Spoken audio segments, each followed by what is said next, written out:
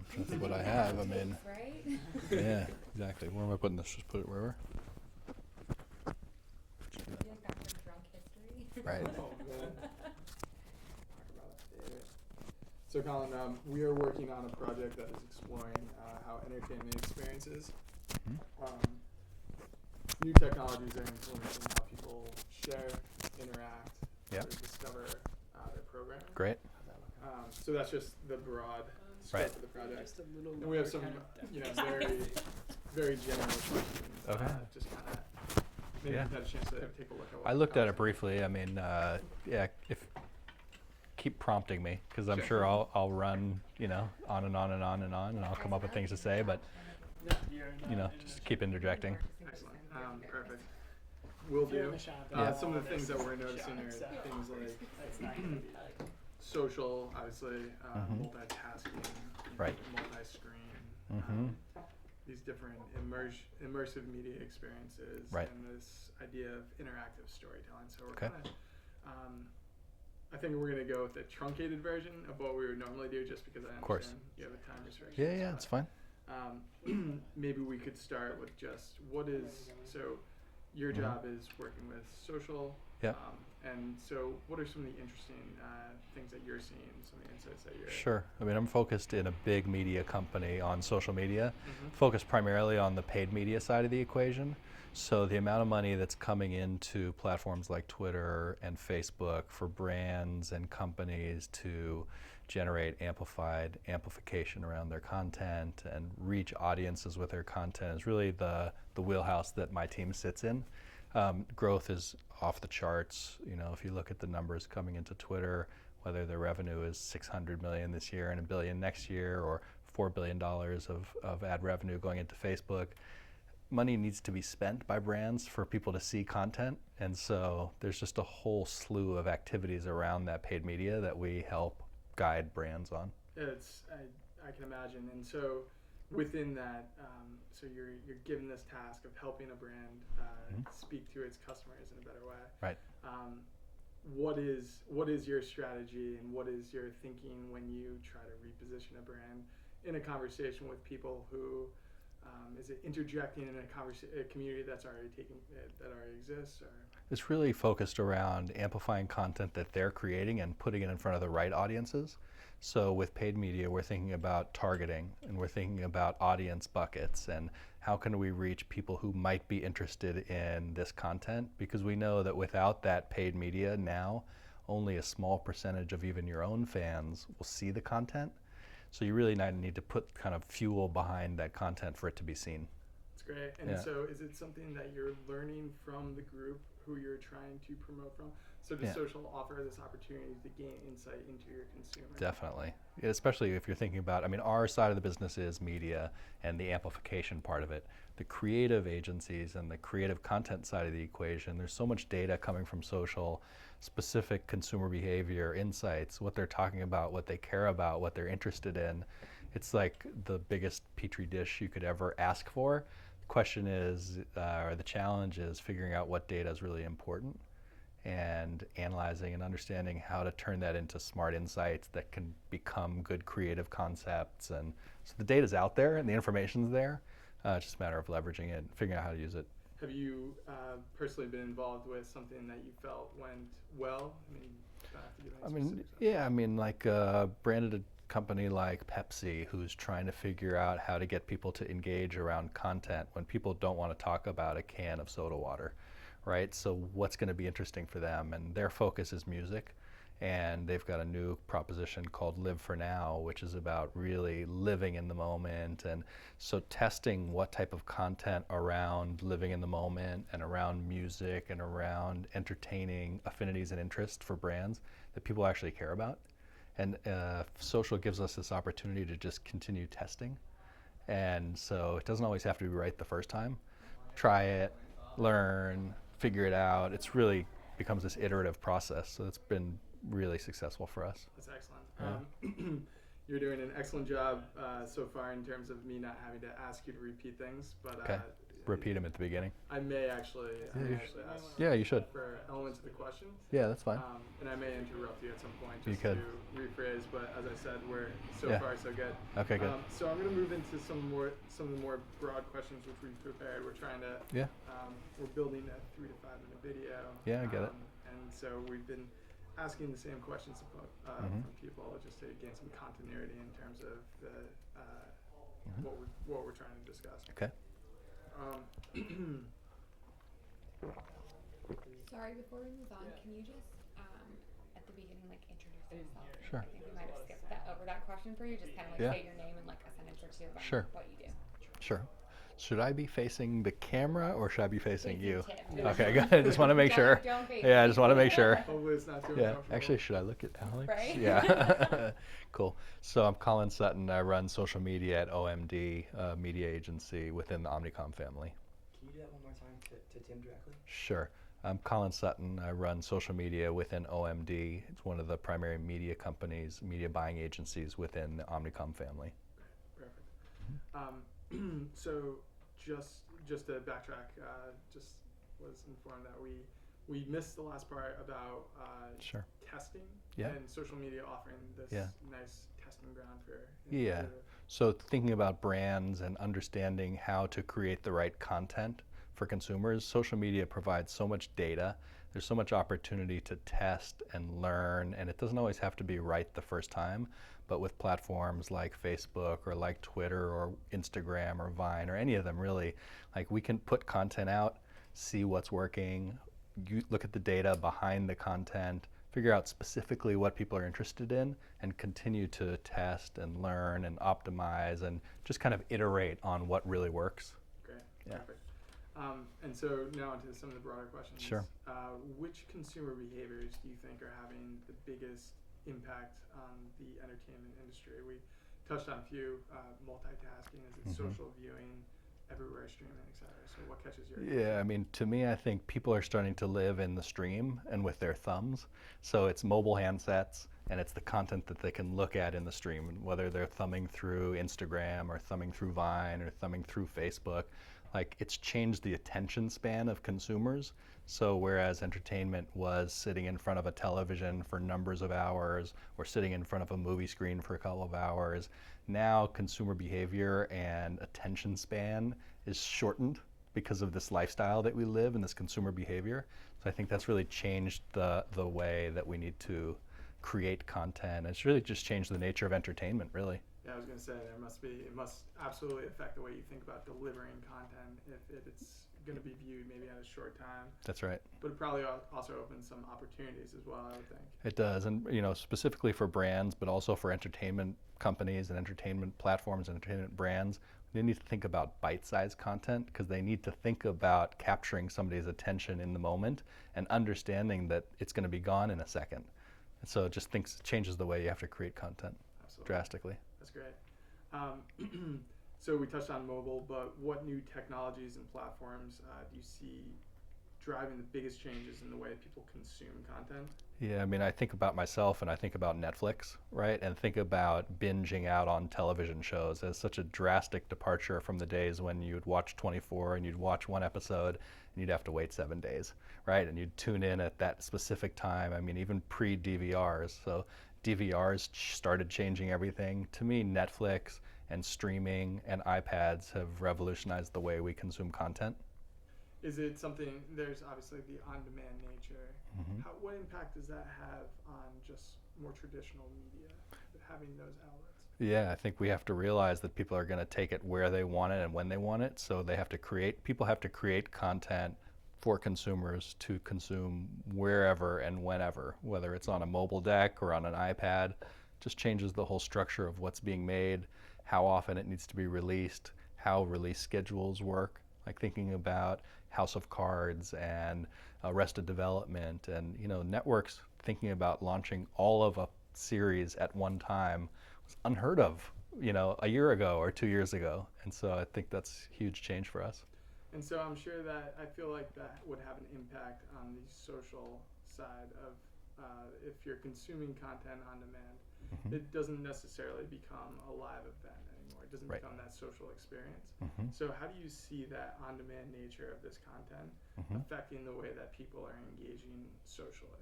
Yeah, so the concept of the second screen doesn't necessarily have to be in real time because we can use search within Twitter, and because people are using hashtags, you can now participate in a conversation whether or not it's happening in real time or not.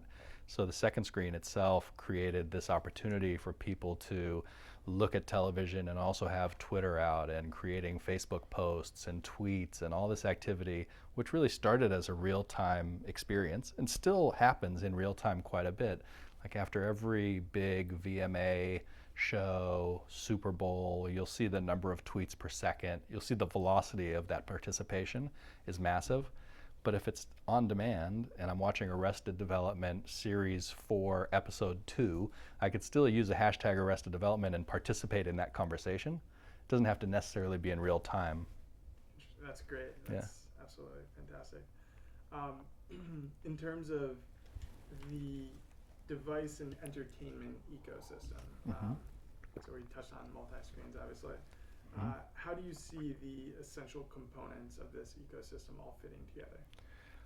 Help me understand the question a little better. So this is it like, this is the hardest one, right? Like everyone has been like, what does that mean? So is it like producing the content, owning the device? Is it like Apple having iTunes and the iPad, or So it's help me understand the question? I think we're thinking more from a consumer standpoint, just Uh-huh. in terms of what you would expect maybe to find in your living room, Gotcha. or at a football game, whatever it might be.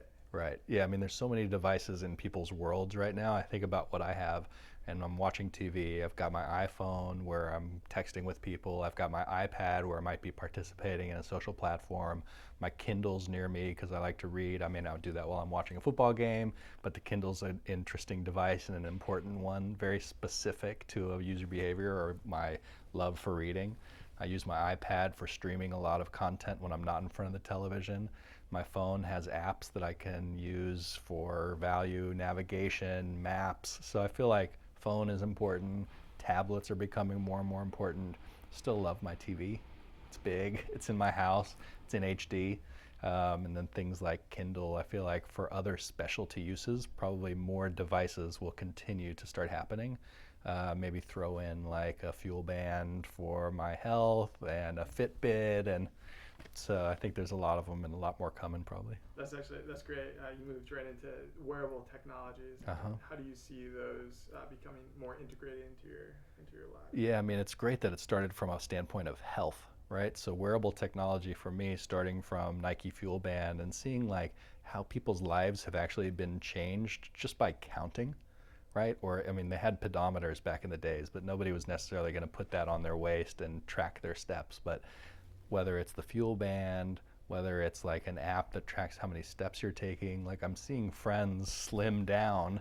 And so I love that it's starting from a place of health.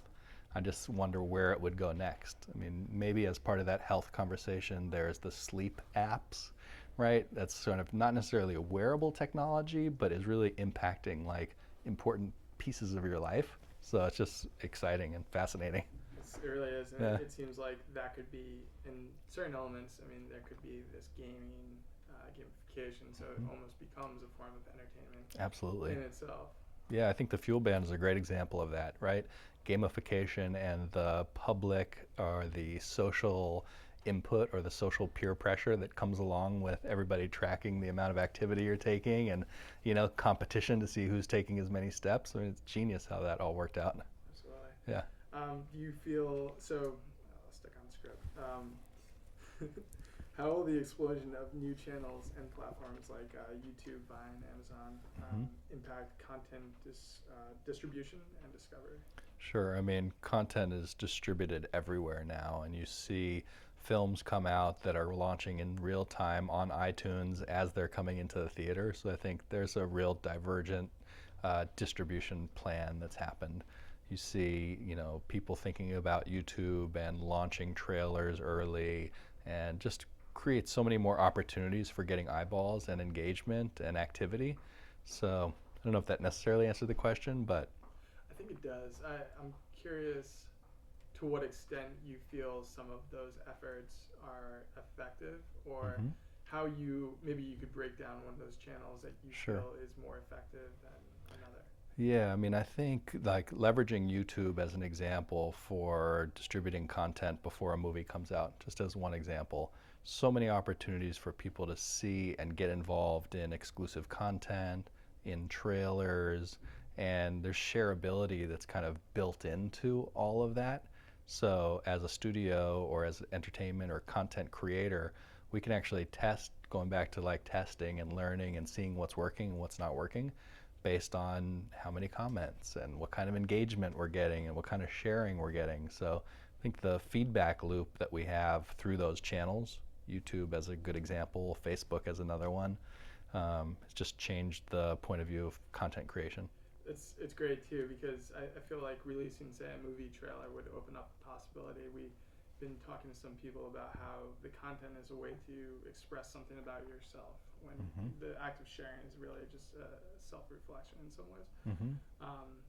So you're really you're doing something of value, something you feel would be valuable to the people who have the same mentality, stream of thought. Yeah, absolutely. Like if you look at people's sharing behavior, the content they're sharing, think about how much we can learn about people, whether they're our friends or whether they're just consumers we're trying to target.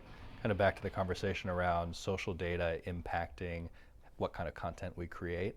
I mean, all the things we can learn about consumers or even about our friends that we didn't know based on what comes across their Facebook stream or their news feed or what kind of tweets they're sharing. Like there's just more and more information about people that we've never had before.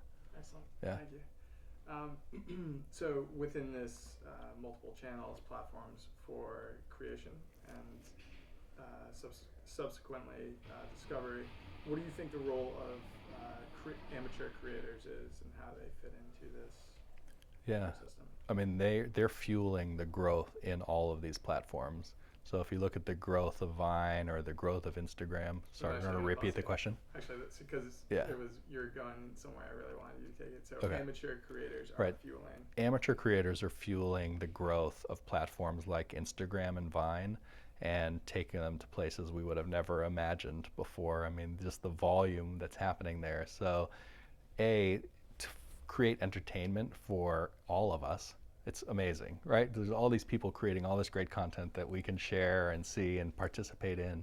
The other thing that's interesting there is the most shared, most liked, most important of those user-generated creators are becoming content producers, production studios on their own. So they're being tapped by some of the world's biggest brands to create branded entertainment on their behalf. Companies like Maker Studio and there's others in that space that are basically tapping into those biggest YouTube influencers, those Vine creators, and turning them into brands onto themselves. This is fascinating. And I was going to ask, is it something about, the next question was going to be about how brands and agencies need to think about these emerging platforms where people are, it seems, maybe gaining a niche following, a passionate following. Does this create some sort of opportunity about who they can reach and specifically?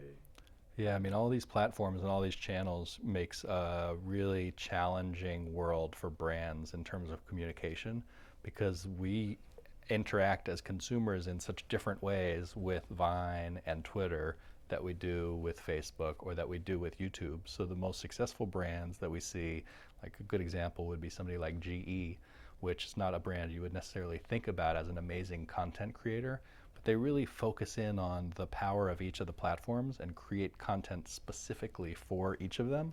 So they're working with Instagram creators and creating great 6-second Vine spots, Instagram spots, Facebook content, Twitter content. So as brands, it's just a new world that we really have to think about how to communicate with different audiences in different channels. Creates real challenges, but also cool opportunities. It's excellent. Opportunities for partnerships Yeah. and the like. That's great. So what does the more traditional entertainment industry as is have to do to adapt to this new landscape? Yeah, I mean, I think distribution of content is really interesting. So movie studios are currently thinking about and constantly thinking about how to distribute their content. Should it be coming out in theaters? Should it be coming out across Netflix? Should it be coming out on iTunes? So I think traditional entertainment brands, from the distribution standpoint, absolutely thinking about how to leverage these platforms in the best way to reach consumers. From a research standpoint, like we talked about earlier, leveraging social data to understand what people care about is amazing. Testing content and figuring out how to create the right content based on what's reacting with audiences. So taking advantage of social platforms in that way is also really fascinating. Great, perfect, thank Yeah. you. Considering